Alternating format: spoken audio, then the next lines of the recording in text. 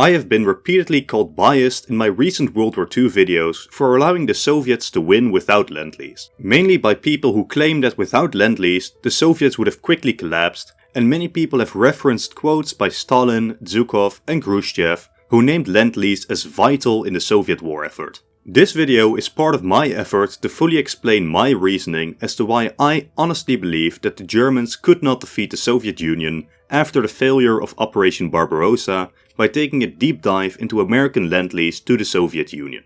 In this video, we will look at the initial balance of power between the Soviets and the Germans, what the Soviets needed, what the Americans provided, and what might have happened if it wasn't provided. Before I dive in, I am not trying to say that the Soviets would easily roll over the Germans without any issue even without Lend-Lease. I am not saying that Lend-Lease wasn't massively impactful. I am not saying that the Soviet Union would be equally powerful without Lend-Lease. But my thoughts on the subject are that while the war would be longer and way more horrific, the Germans cannot hope to win a 1v1 against the Soviets after their initial invasion slowed down. In the description you can find an incomplete list of the sources used to make this video. So, to set the stage, what is happening? The Germans have just launched an attack on the Soviet Union. While Stalin could have seen the signs, he chose not to. The Germans blitzed across Western Russia with astonishing speed, collapsing on German pockets, destroying and capturing equipment. At the end of the initial invasion, the Soviet economy was devastated, as the captured lands held 40% of the population, 40% of grain, 60% of livestock, and up to 60% of certain industrial goods like iron and coal. It was, to put it mildly, a devastating blow. How could the Soviets hope to continue the war after such a defeat? Well, despite Stalin not being ready for this specific war, the Soviet Union in general was geared for war. The Soviet economic and governmental system accounted for the possibility of total war in the future. Why? Because ever since the Russian Civil War, where the Soviet Union was created, the Soviets stood as the only significant communist state. And the possibility of a democratic or reactionary regime invading Soviet Russia was always there. This meant that the Soviet system had some traits that were very beneficial for total war. Produced food went to the state first, and it was up to the state where it went afterwards. While during peacetime and economically speaking not a perfect system, during war this gives the government the ability to prioritize the military and essential industries, keeping at least the most essential people well fed. The Soviets also had an immense mobilization and reservist system. Many Soviet men were ready to be called up and sent to the front line with very limited retraining. The German force was the largest invading force history had ever seen at 3.5 million. In the first year of conflict, 3 million Soviets had died, yet still, by the start of 1942, the Soviet numbers had already eclipsed the Germans, with Germany's 3.7 million against the Soviets' 5.3. The Soviet army would continue to grow and remain stable at around 6.5 million despite immense losses. By no means was the Soviet manpower infinite, but the amount of reservists that they had ensured that this war could keep going for years. In contrast, the Germans were burdened by the aftermath to Versailles. They hadn't been allowed to field any significant army from 1920 to 1933, essentially taking military training away from an entire generation of young men. Both German and Soviet soldiers conscripted for military duty obviously meant one less person working the factories. But Soviet conscripts could go into combat relatively fast, their training not always being perfect, but good enough for fast deployment. In contrast, a new German recruit would need months of training, meaning that Germany, with its already smaller population and conscription issues, was at a massive long-term disadvantage in terms of replenishing soldiers, even if they took a third of the losses that the Soviets took. Then the Soviets' industry. The Soviets knew that this was a war of extermination, not just for the government, but also for their ideology and the population of the Union. People had to work longer hours, most industries were put to war efforts, and, perhaps most importantly, a lot of industry was evacuated from areas Germany may capture to behind the Ural Mountains. This was a massive effort that saw 12 million people transported east with livestock and machinery.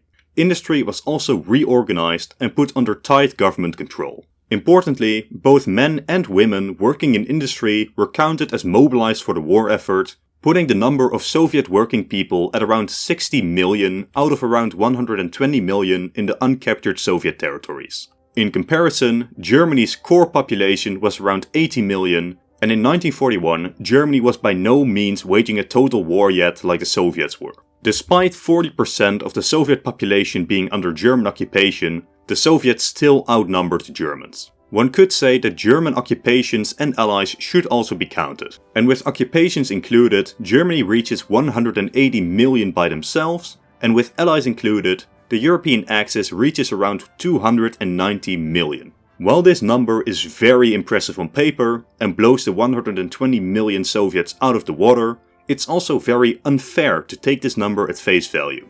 Many of the German allies did not invest heavily in the war with the Soviets, and the occupations took more men from Germany in terms of occupation, administration, committing atrocities, and defending in case of a Western attack than it gave Germany in terms of useful manpower. In terms of the total balance of population, the Soviets have the edge, especially since the Soviets start waging total war from the very beginning and are more willing to use women in the workforce, and any territory reclaimed by the Soviets would only increase the population disparity between the two powers. Then, the Soviet industry was explicitly geared for mass production. In general, Soviet tanks were worse. Soviet weapons were worse. Soviet aircraft were worse than the German ones. But, to some extent, this was the point. The Soviets could better use the size of their nation and population by giving every man a subpar but working gun than by giving every man a perfectly designed and constructed masterpiece. The German industry, at the beginning of the war, was by no means working at full speed. In fact, the German industry, despite being way larger than the Soviets on paper, was being outproduced by the Soviets in practically every field. While the weapon enthusiast will say that this was because Germany's output was just way better in quality, and this would be true to a certain extent, quantity has a quality all of their own. In conclusion, after Operation Barbarossa failed in fully knocking out the Soviets, the Germans have practically lost in my opinion. The Soviets have taken significant losses, but the Germans aren't in a position to fully utilize their captured land. Despite controlling most of Europe, including 1/3 of the Soviet Union, they were still being outproduced in many key aspects by the Soviets.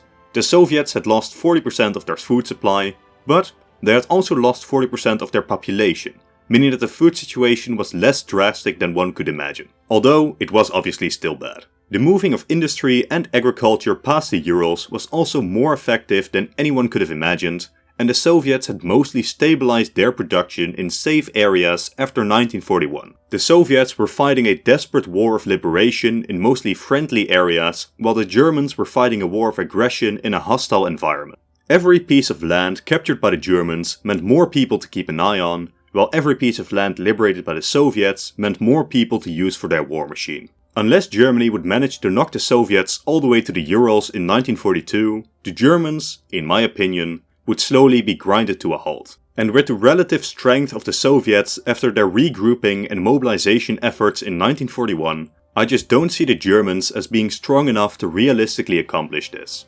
So now, with all this established, what was the role of Lend-Lease in this most crucial early stage of the war?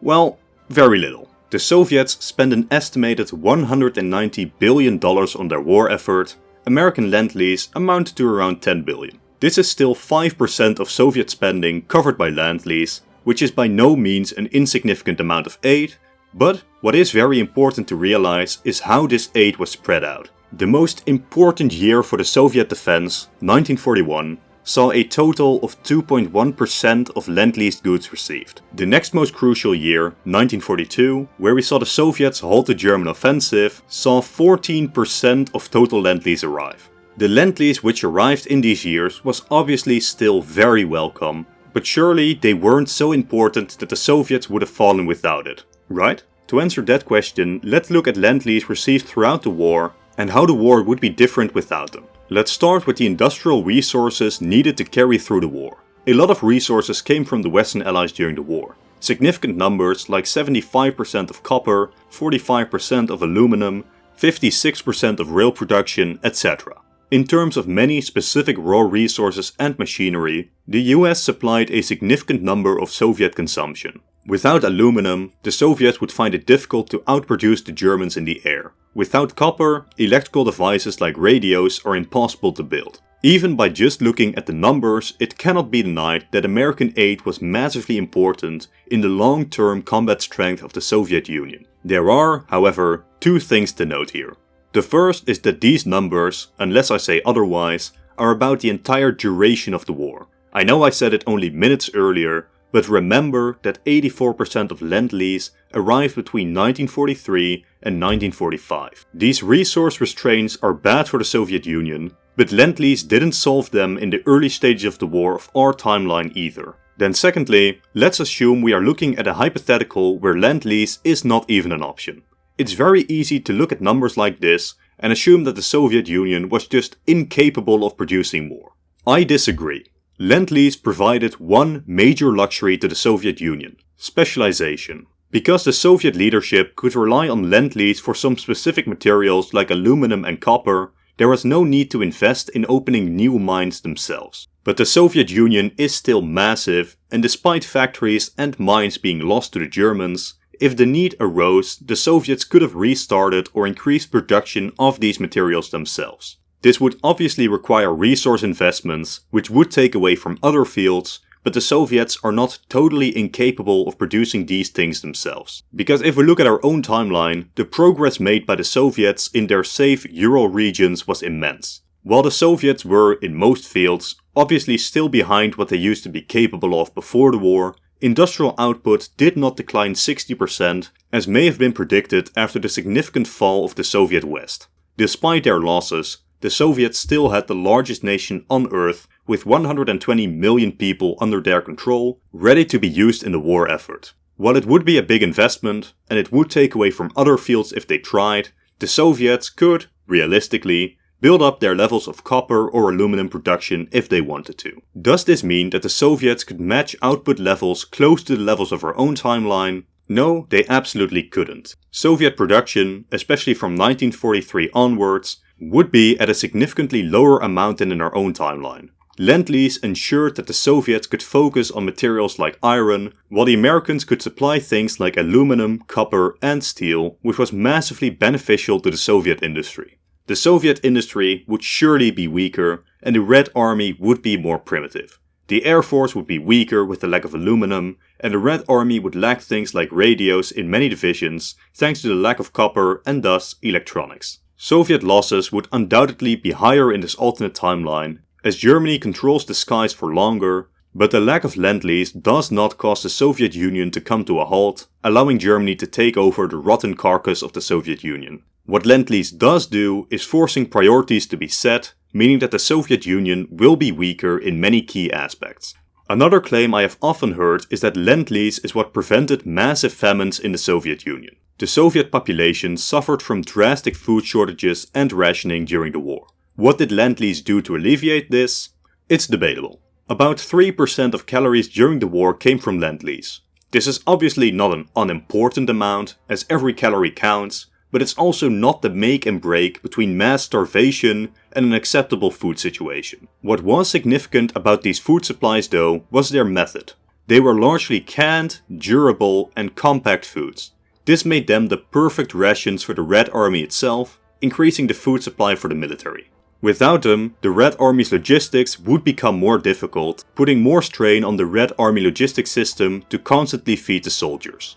The Lend-Lease foods were massively helpful, but they were not the difference between a starving Russia and food security. Then there are the weapons. The Lend-Lease weaponry wasn't necessarily that much. 15% of air power, 12% of armored vehicles, 2% of guns and artillery, all very nice to have, and especially the aircraft gave a massive boost to Soviet capabilities, but remember, this was disproportionately spread out to the later part of the war. Obviously extremely helpful in assisting with the Soviet counteroffensive, but not the make or break between a contested airspace and absolute German domination. These weapon deliveries are exactly as they seem. Incredibly welcome and obviously useful, but not large enough in quantity that their absence alone destroys the Soviet war machine. But there is one aspect where the lack of Lend-Lease is felt most: logistics. 40% of Soviet jeeps and trucks were acquired via Lend-Lease. This was significant, especially since the Soviet Union could barely produce any rubber themselves and their tire making capacity was lacking.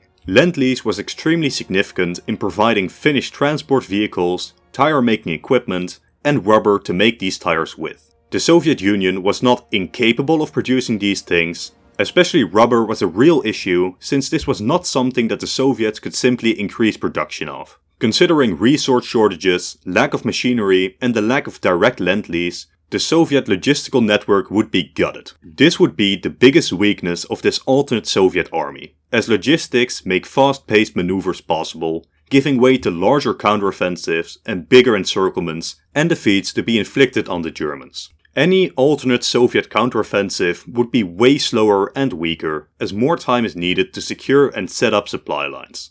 The Soviet army would be hit hard by this lack of logistics, but the Soviet population as well would struggle harder with getting supplies from the central government, making the war even harder on the Soviet population. Of course, there are also many other minor things I haven't mentioned: oil, boots, clothes, locomotives, etc. All very useful in their own way, all helping to improve the war effort, but none so significant that their absence alone would see a significant uptick in Soviet casualties or downturn in the Soviet war effort. Then, one final note before the conclusion: we have discussed Lend-Lease as a standalone program here, assuming that no Lend-Lease would also mean absolutely zero supplies from other powers. While it's not impossible to think of a scenario like that, let's not forget one crucial thing: even without Lend-Lease, the Soviets could still trade for many materials.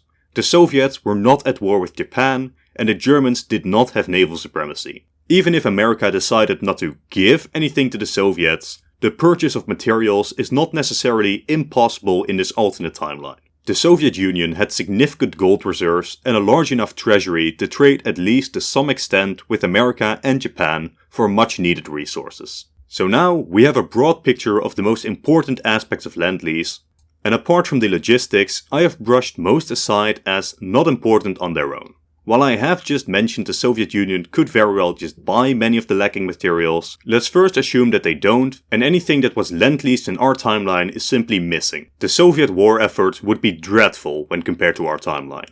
Lend-Lease was not great because of the quantity of goods supplied, but because of the quality and the focus of the program.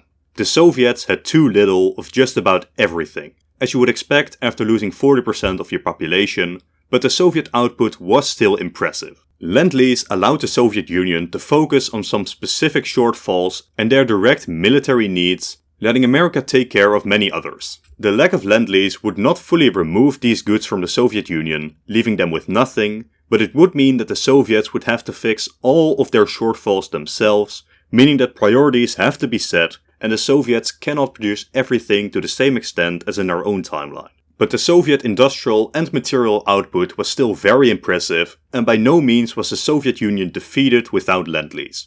Especially if we allow the Soviets to trade with Japan and America instead of Lend-Lease, I have no doubts that the Soviets would grind down the Germans over time. And even if we allow no Lend-Lease and no more significant trade than we saw in our own timeline, the Soviet army would be slower, less supplied, less modernized, and take many more casualties. The military and civilian casualties in this alternate Soviet Union would be terrifying, as not only are they higher every year, but the war also certainly takes longer to complete. But even in our own timeline, the Soviets lost more than 10% of their population during this war.